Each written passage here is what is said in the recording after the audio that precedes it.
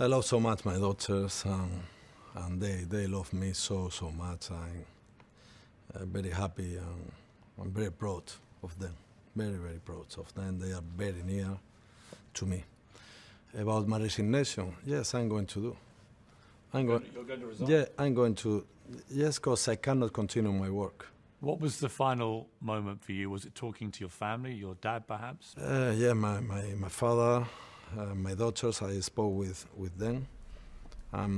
It's not, they know it's not a question about me. And Well, it's official now. Luis Rubiales has resigned as president of the Spanish Federation, and he did so on the Piers Morgan show. So you know his career is at an all-time low when that happens. You wonder about being self-aware, and some people just aren't self-aware, right?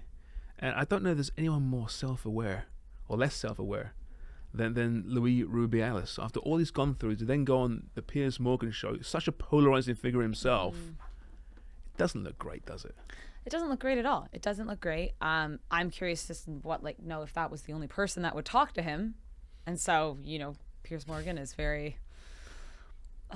less discriminatory in who he talks to. Yeah, that's actually a good way to explain it. They get good numbers. Great yeah. numbers. Oh, well, we're all going to want to watch it. Yeah, we're all going to want to know what he has to say. But yeah, it's an interesting one because he announces his resignation and basically blames it on the fact that he loves the Spanish Football Federation so much.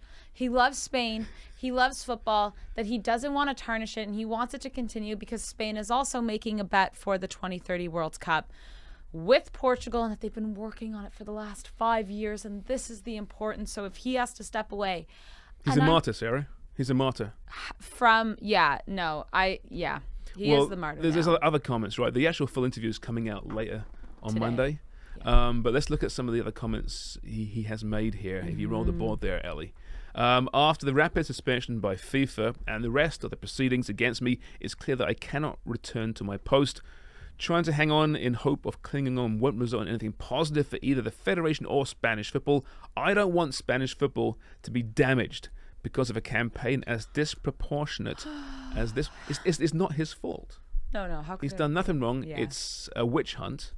Yeah. And he's been forced out of his position despite enormous, apparently, support off the pitch for him from fans, from the Spanish public, which, I don't know, I haven't heard much myself. It's been a lot of attack media, quite frankly.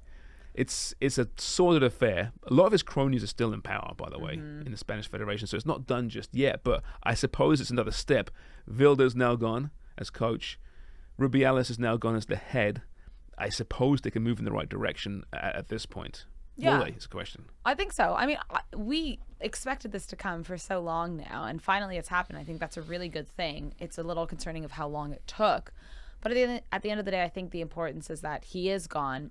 Curious that it's his resignation and that he wasn't sacked, but fine, take it. Yeah, it's going to be a very interesting time for Spanish football with everything that's going on. I mean, the women coming off of a World Cup win, they're champions. The men's team looks like they could make a promising run in the next Euros. The football's maybe at an all-time high again after that 2010 World Cup. So it's interesting, but it's definitely like it's concerning. It is. I love how he has to mention his daughters. He's got daughters, Mentions it over and over again.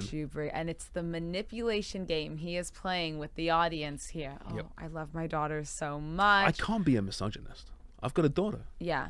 It's just, I don't know. And the way, what did he say there at the end? That, like, people that are close to me know that, like, this isn't my fault or whatever. Yeah. Meanwhile, Jenny Hermoso, though, was received with a guard of honor at her Mexican team, Pachuca. So that's a very nice, warm welcome. Lots of support for her there. And we saw Georgia Stein? No. Oh, I've lost it. An English footballer came out. I can't remember her name.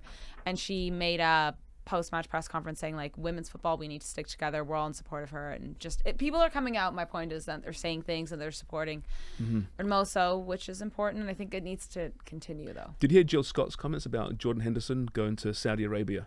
Oh, no. Because she is an English football legend, now a commentator. And she just said, listen, she likes Jordan Henderson. I think she knows him a little bit from his advocacy. But she goes, him moving there, basically he's now playing in a league where I wouldn't feel safe or welcome in. And that speaks for itself. Yeah. Right? Really well said. Yeah. That's it. Yeah. as a woman, she's not feeling welcome or allowed, and so yeah. Anyway, Hermoso's moving forward. Rubiales is, don't know, he'll be next. Don't know. Vilda's gone. There's positive movement here in this whole sordid affair. That's for sure. Let's hope. Let's focus on the game, shall we? Yeah. This has been Room 442.